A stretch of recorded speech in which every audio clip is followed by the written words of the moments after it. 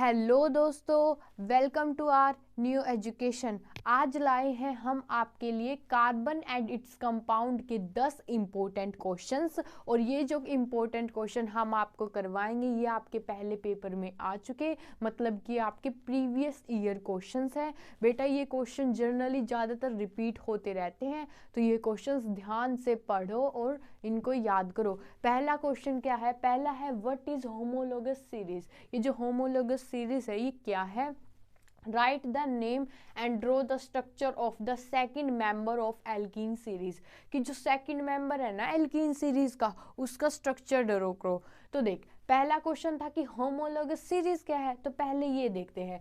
Homologous series एक ऐसी series है, series of organic compound having same functional group and similar chemical properties. मतलब कि ऑर्गेनिक कंपाउंड की ऐसी सीरीज है जिनमें सेम फंक्शनल ग्रुप होगा और सिमिलर क्या होंगी? Chemical properties.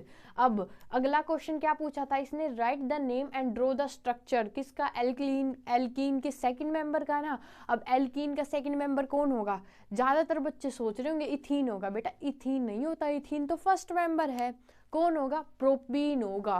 क्योंकि अगर आप कहोगे ना मिथीन, मिथीन तो बनता ही नहीं है ना, तो फर्स्ट मेंबर कौन हुआ? इथीन। और सेकंड मेंबर कौन हुआ? अपना प्रोपीन। तो यहाँ पे प्रोपीन का स्ट्रक्चर आएगा। समझ में आई बात? वैसे मैंने इथीन इसलिए मैंने लिख के बताया, इथीन अपना फर्स्ट मेंबर है क्योंकि मिथीन नहीं बनता। इथीन फर्स्ट मेंबर और प्रोपीन अपना क्या है? Second member. अब प्रोपीन के स्ट्रक्चर बना दो, फॉर्मूला पता होगा तो बना दोगे। C3 C3 है बेटा, यहाँ C3 है तो 3 बना दे, C1 2 3, फिर H6 है तो यहाँ पे एक जगह डबल बॉन्ड आएगा क्योंकि ईन है, और H6 अपने अरेंज कर दे। और ये तुम ऐसे स्ट्रक्चर बना सकते हो, ऐसे बनाओ या ऐसे, वो तुम्हारी मर्जी है। अब next question, what is an oxidising agent. कि ऑक्सीडाइजिंग एजेंट क्या होता है? What happen when an oxidising agent is added to propanol. अगर मैं इस ऑक्सीडाइजिंग एजेंट को प्रोपेनॉल में डाल दूंगी तो क्या होगा?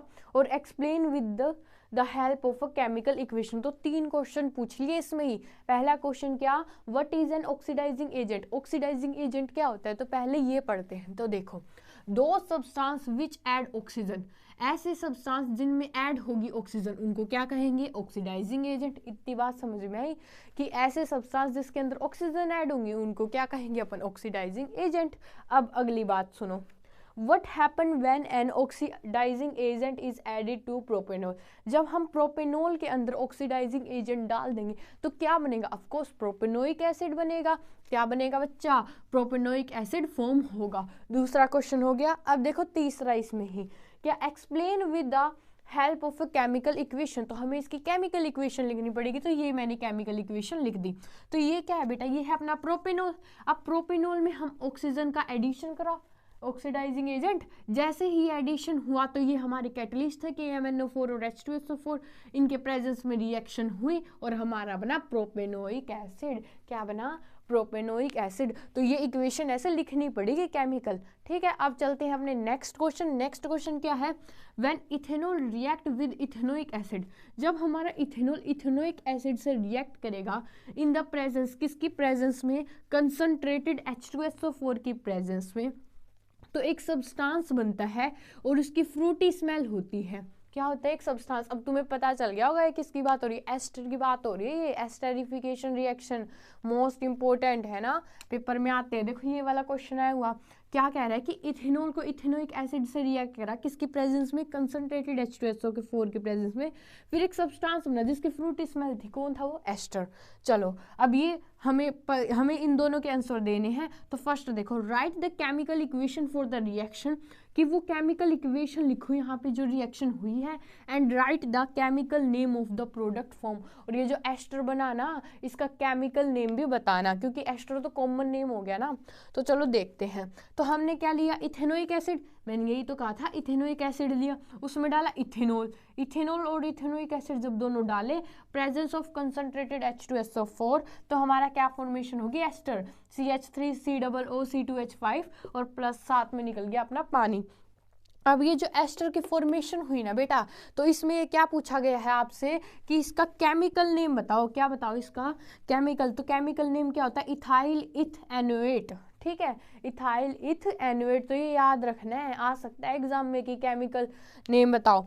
फिर सेकंड देखो, state the role of concentrated H2SO4 in this reaction, की जो रिएक्शन हुई ना इसमें इसका रोल क्या था कंसंट्रेटेड H2SO4 का, तो इसका क्या रोल था, concentrated H2SO4 act as dehydrating agent, इसने कैसे बिहेव करा H2SO4 ने, डिहाइड्रेटिंग एजेंट की तरह। It helps in removing water formed in the reaction, क्योंकि इसने डिहाइड्रेटिंग एजेंट की तरह बिहेव करा तो इसने पानी निकाल दिया रिएक्शन में से, क्या निकाल दिया, H2 इसने क्या कर दिया, फॉर्म्ड इन द, मतलब रिमूव कर दिया। तो समझ में आया आपको, तो ये हैं इजी से क्वेश्चंस हैं, इनको समझो और अगर नहीं समझ में आए तो इनकी प्रैक्टिस करो, और अगर फिर भी कोई डाउट है तो आप कमेंट कर सकते हो।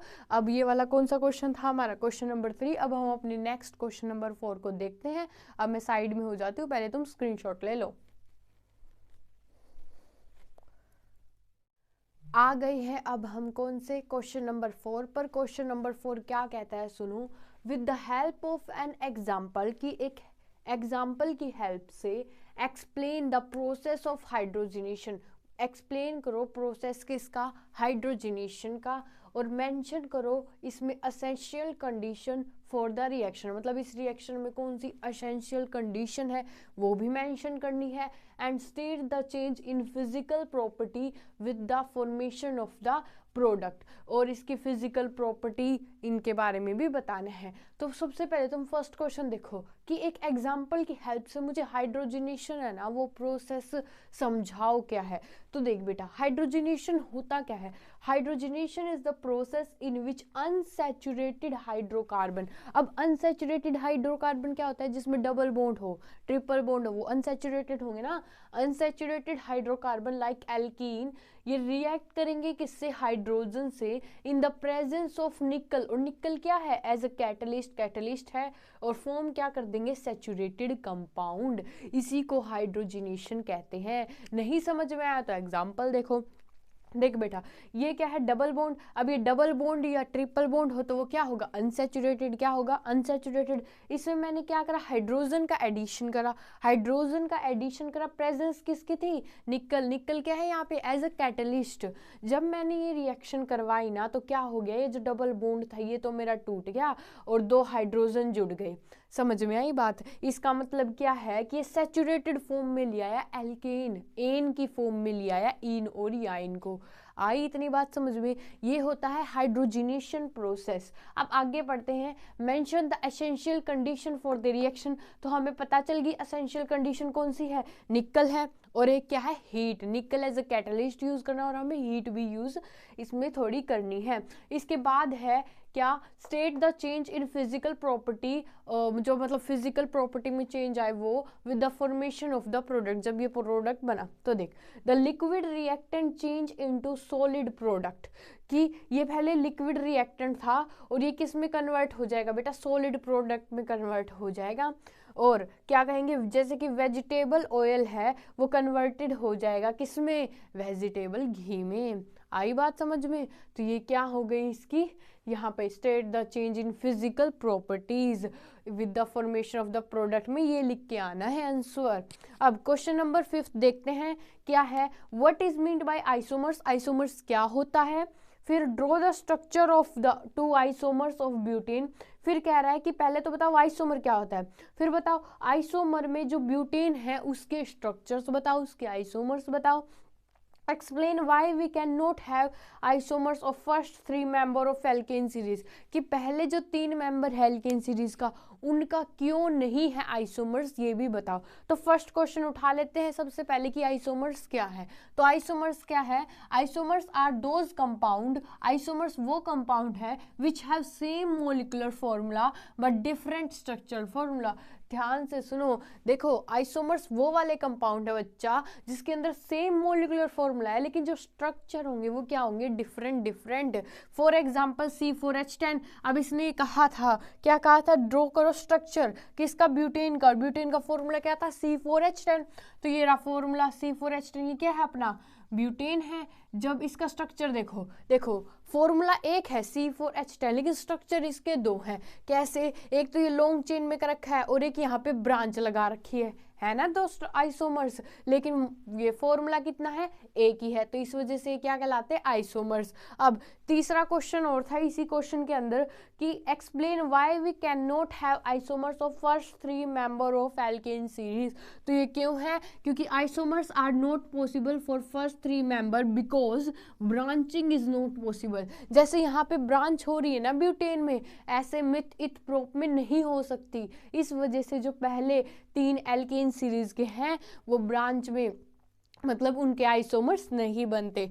नेक्स्ट क्वेश्चन देखते हैं, क्वेश्चन नंबर 6। क्वेश्चन नंबर 6 क्या कहता है, state the meaning of the function group, कि ये जो फंक्शनल ग्रुप है इसका मतलब बताओ। इन अ कार्बन कंपाउंड में right the functional group present in, और इन ये जो दे रखे हैं ना इनके फंक्शनल ग्रुप बताने हैं। फॉर एग्जांपल पहले इथेनॉल के बताना है, फिर बताना है इथेनोइक एसिड का। तो सबसे पहले तो हम फंक्शनल ग्रुप को डिफाइन करेंगे, किसको, फंक्शनल ग्रुप को डिफाइन करेंगे। तो करा, functional group is an atom, functional group क्या है, एक एटम है या फिर एक ग्रुप ऑफ एटम है that is bonded to a carbon chain, जो कि जिसने बॉन्ड बना रखा है किसके साथ, कार्बन चेन के साथ।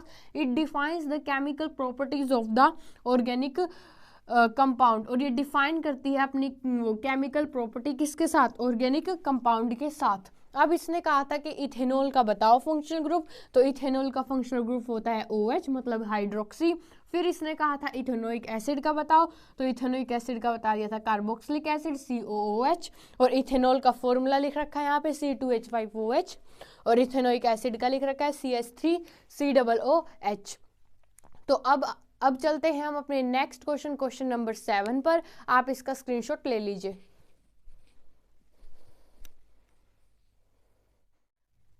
हम आ गए हैं अब अपने next question number 7। Question number 7 क्या कहता है, व्हाट आर एस्टर्स, एस्टर्स क्या है। तो देखो ये एस्टर वाला कितनी बार क्वेश्चन आया है, तो एस्टर वाला स्टेरिफिकेशन रिएक्शन बहुत इंपॉर्टेंट है, करके जाना। तो क्या कह रहा है, व्हाट आर एस्टर, एस्टर क्या होता है, हाउ आर दे प्रिपेयर्ड, और एस्टर कैसे प्रिपेयर्ड होता है। लिस्ट 2 यूजेस ऑफ एस्टर, और एस्टर के 2 यूजेस बताओ। तो पहला उठा लेते हैं, एस्टर क्या है, ester are organic compound, ester क्या है बच्चा, ऑर्गेनिक कंपाउंड है एस्टर। दूसरा क्या था, हाउ आर दे प्रिपेयर, तो एस्टर कैसे प्रिपेयर होता है, हमें पता है एस्टर फॉर्म कैसे होता है, by reaction between alcohol and carboxylic acid. जब एक अल्कोहल और एक कार्बोक्सिलिक एसिड मिलते हैं तब किसकी फॉर्मेशन होती है, एस्टर की फॉर्मेशन होती है, किसकी प्रेजेंस में, एसिड की प्रेजेंस में। चलो, ester are use to make, अब एस्टर क्या यूज आता है बनाने के लिए, जैसे कि परफ्यूम्स हो गया, सोप हो गया, ये बनाने के लिए क्या आता है, एस्टर यूज, ठीक है, यूज होता है। क्वेश्चन नंबर 8 में क्या पूछा गया है, list 2 reason for carbon forming a large number of compound, 2 ऐसे रीजन बताओ जिसकी वजह से कार्बन इतने ज्यादा कंपाउंड फॉर्म करता है। तो रीजन कौन सा है, पहला है टेट्रावैलेंसी कि उसकी 4 वैलेंसी है, और दूसरा है property of catenation, property of catenation, catenation का मतलब कि वो कार्बन की लॉन्ग चेन बना सकता है, ब्रांच बना सकता है ना।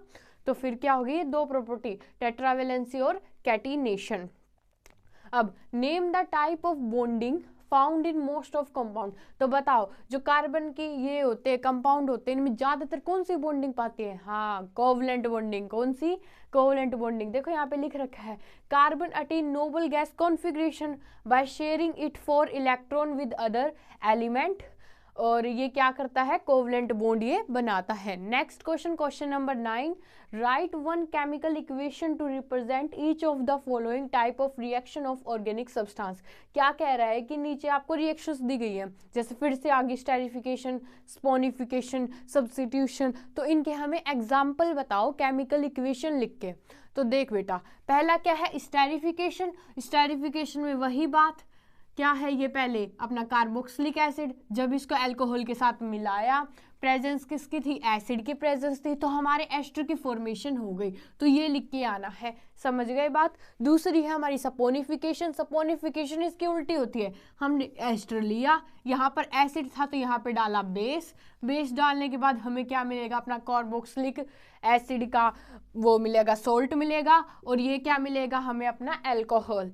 इतनी बात आ गई। तीसरी थी हमारी सब्स्टिट्यूशन, सब्स्टिट्यूशन में हमने क्या डाला, कार्बन का कंपाउंड जैसे कि मीथेन, उसके साथ क्लोरीन गैस और सनलाइट की प्रेजेंस ली तो क्या हुआ हमारा, ये बना CH3Cl और क्या बना HCl।